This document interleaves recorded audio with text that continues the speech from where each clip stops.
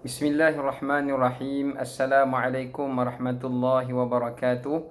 Alhamdulillah wassalatu wassalamu ala Rasulillah wa ala alihi wa ashabihi wa mawalah. Amma ba'd. Alhamdulillah, pertamanya kita rafakkan puji dan syukur kepada Allah Ta'ala di atas segala rahmat dan kurniaannya.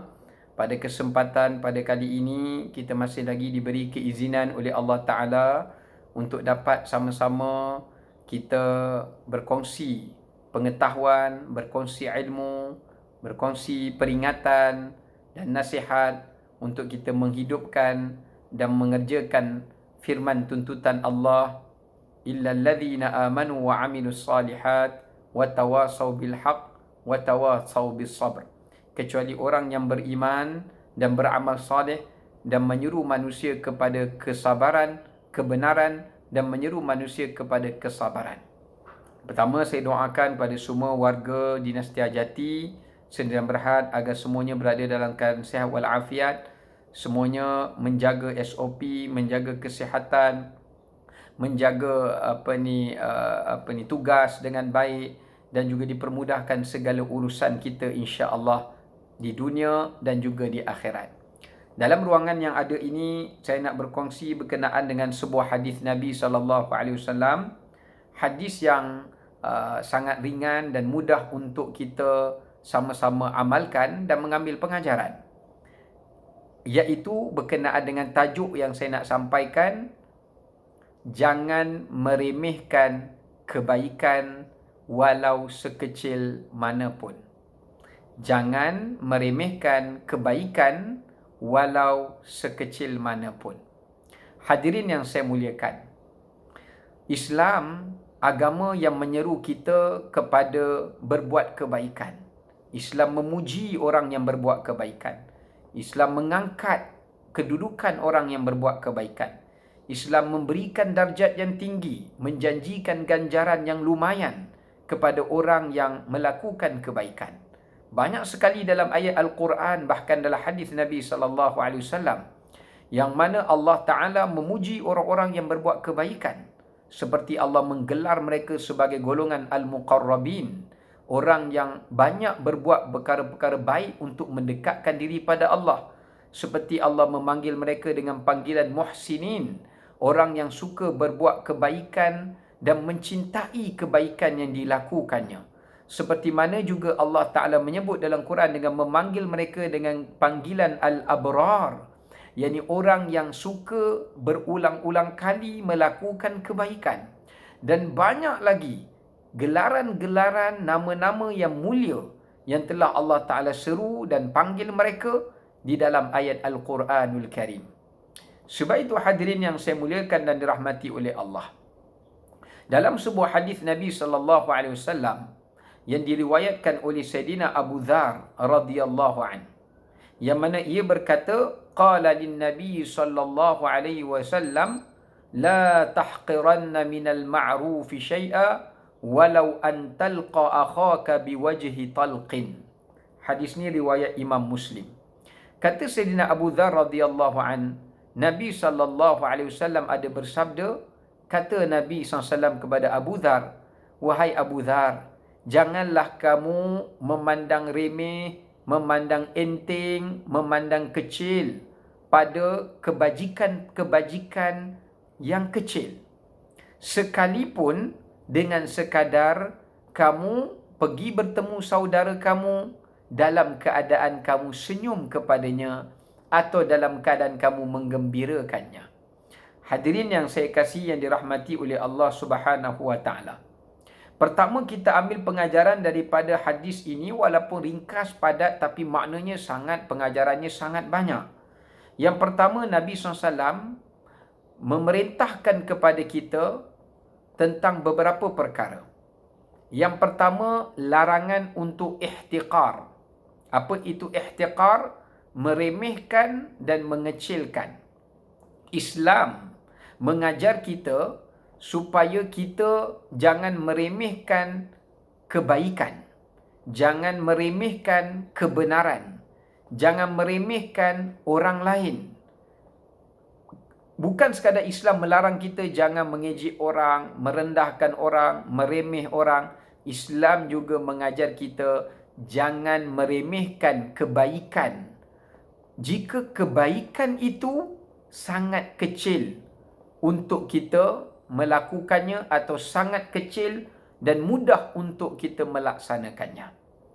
Kerana apa? Kerana kebaikan ini, walau sekecil mana pun, di sisi Allah, ia memiliki ganjaran yang sangat besar. Sebab itu Nabi melarang kita meremehkan dan mempersoal atau memperkecilkan kebaikan ataupun jasa walau sekecil mana pun, kerana setiap kebaikan itu, setiap jasa itu adanya di sisi Allah ganjarannya, adanya di sisi Allah kedudukannya, adanya di sisi Allah nilaiannya. Kerana Allah Subhanahu Wa Taala, pengajaran yang kita ambil juga yang kedua, pengajarannya juga adalah Allah Subhanahu Wa Taala mengganjari sesuatu kebaikan yang kita lakukan bukan berdasarkan kepada jenis jasa dan kebaikan yang kita buat itu sama ada besar atau kecil. Tapi Allah memberikan kepada kita ganjaran dan juga kurniaan, pahala, gandaan pahala, gantian rezeki yang lebih baik, tanpa mengira sekecil mana pun kebaikan yang kita buat, tapi ya Allah ambil kira adalah keikhlasan kita, kejujuran kita buat kebaikan, kesungguhan kita berbuat kebaikan, usaha kita untuk berbuat kebaikan, tanpa kita mengira, melainkan kerana mengharapkan redha Allah Subhanahu Wa Taala. Ini poin yang sangat penting. Jangan kita memilih dalam berbuat kebaikan.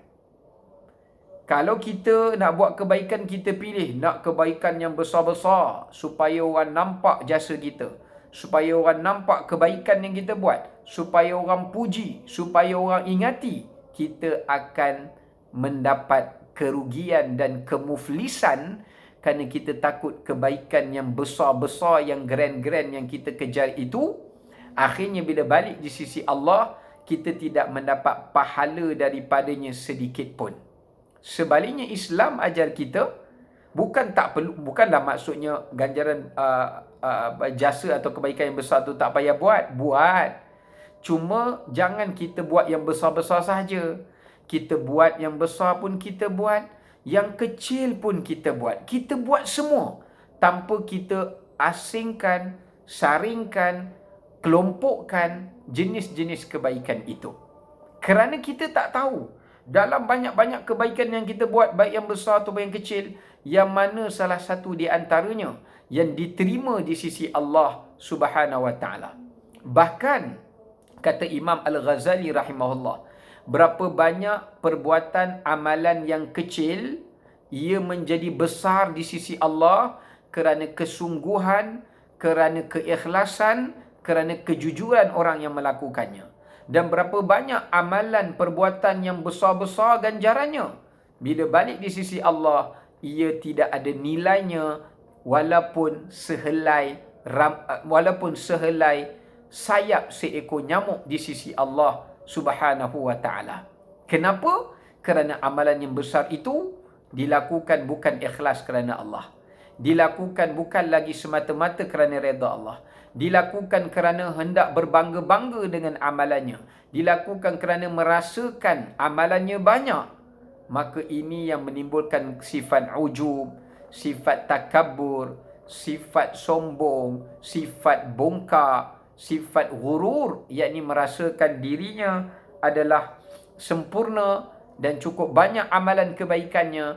Maka inilah yang akan merosakkan amalan kita di sisi Allah, ganjarannya di hari akhirat nanti.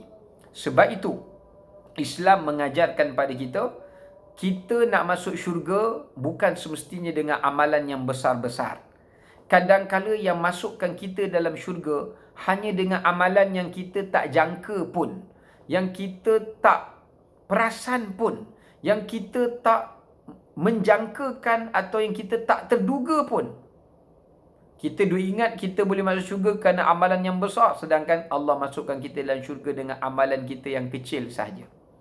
Ada satu riwayat yang disebutkan di dalam kitab Hidayatus Salikin.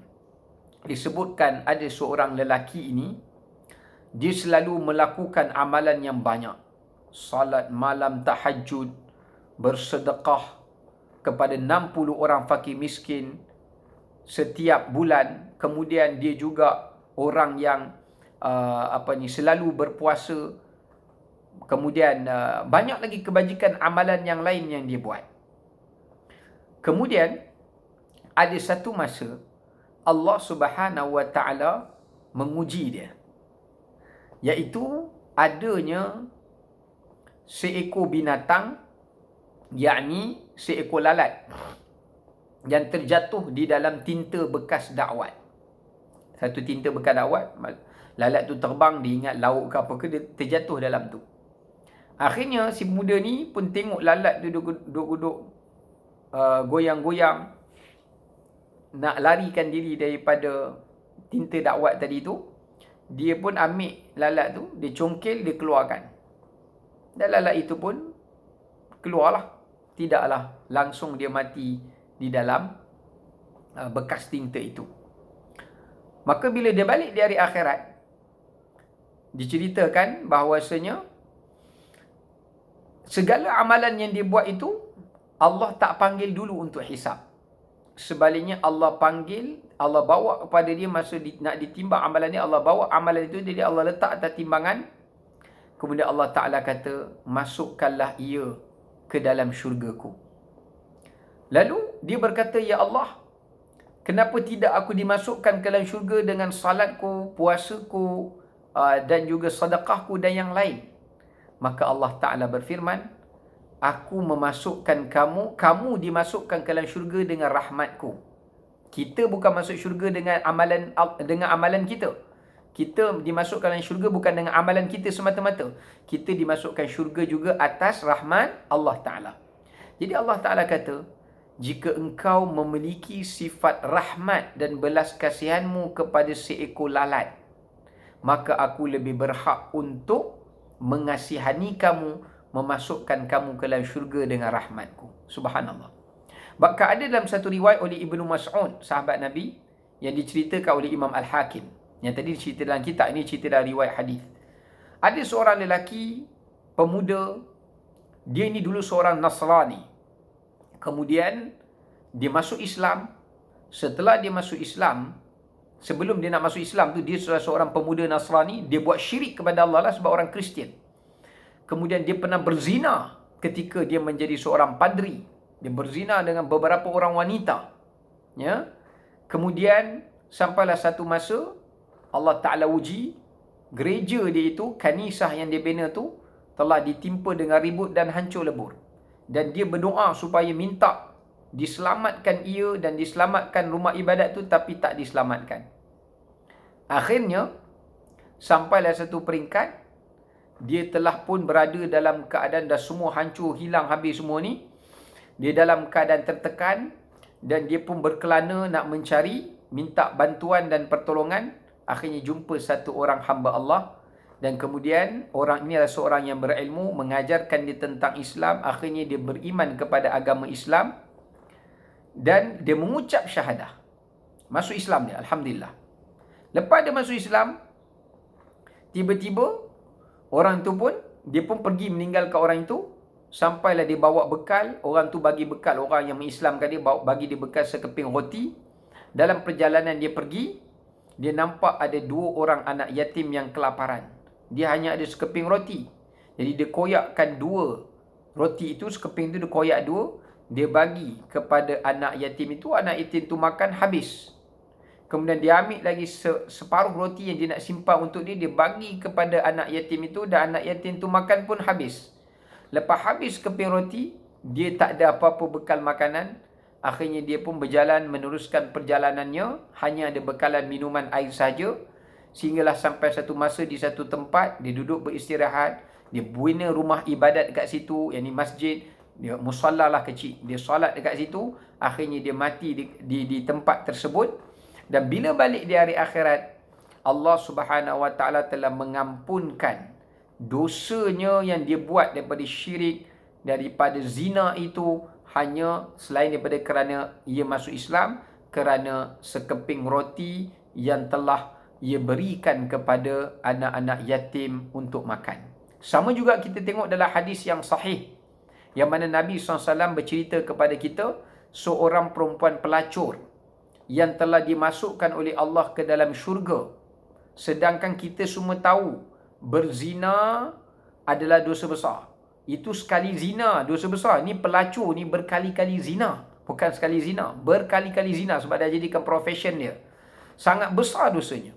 Tapi bila dia tengok seekor anjing, walaupun hanya seekor anjing yang berada dalam kehausan, nak mati dah, duk jilat tanah dah, duk cari air, dia ambil dalam perigi tu, dia pun kebetulan dandakan dahaga, diberi minum kepada anjing tadi, anjing tu hilang dahaga dia, maka kemudian perempuan itu pun mati dalam perjalanan pulangnya. Allah ampunkan dosa dia berzina itu selama bertahun-tahun, hanya kerana ada sifat kasih sayangnya kepada seekor anjing. Atas sifat kasih sayang tu, Allah lebih berhak mengasihaninya, lalu Allah mengampunkan dosanya. Sebab itu kita lihat, Nabi ajar kita, buatlah kebaikan, walau sekecil mana pun, kerana kita tak tahu kebaikan mana yang bawa kita ke syurga. Buatlah kebaikan, walau sekecil mana pun, kerana kebaikan yang kecil itu, ia akan menjadi sangat besar, berlipat kali ganda di sisi Allah, jika kita ikhlas, jika kita jujur, jika kita bersungguh-sungguh melakukannya, dan kita melakukannya hanya semata-mata kerana redha Allah Ta'ala. Sebagaimana Nabi sebut, sabaqa dirham ala alfu dirhamin. Satu hari, sahabat pernah bersedekah. Kemudian, lepas sahabat ni sedekah, Nabi pun bagi tahu. Nabi cakap kat sahabat-sahabat yang bersedekah ni, ada orang bagi 1 dirham, ataupun lebih kurang dalam kita ni, 1 ringgit lah. Dia dapat pahala di sisi Allah lebih besar daripada orang yang bagi 1000 ringgit. Sahabat pun tanya, ya Rasulullah, wa kaifa yasbiqu alfu dirham ala dirhamin? Macam mana orang bagi 1000 dirham tak dapat pahala kurang daripada orang bagi 1 dirham? Maka Nabi SAW jawab, kerana orang yang memberi 1 dirham itu, dia tidak ada melainkan 2 dirham di sisinya. Bila dia bagi 1, maknanya dia dah bagi separuh daripada harta dia. Orang yang bagi 1000 dirham tu, dia bagi 1000, tapi dia berjuta lagi harta dia. Yang kedua, Nabi kata, kerana orang yang bagi 1 dirham itu, walaupun dia hanya ada 2 dirham, dia bagi 1 dirham itu kerana ia memberi dirham itu kerana Allah Subhanahu Wa Taala. Ada sebahagian mereka yang bagi 1000 dirham tadi itu, dia beri itu adalah kerana dia beri 1000 dirham tu adalah bukan kerana Allah, ini kerana nak menunjukkan banyak pemberian dia.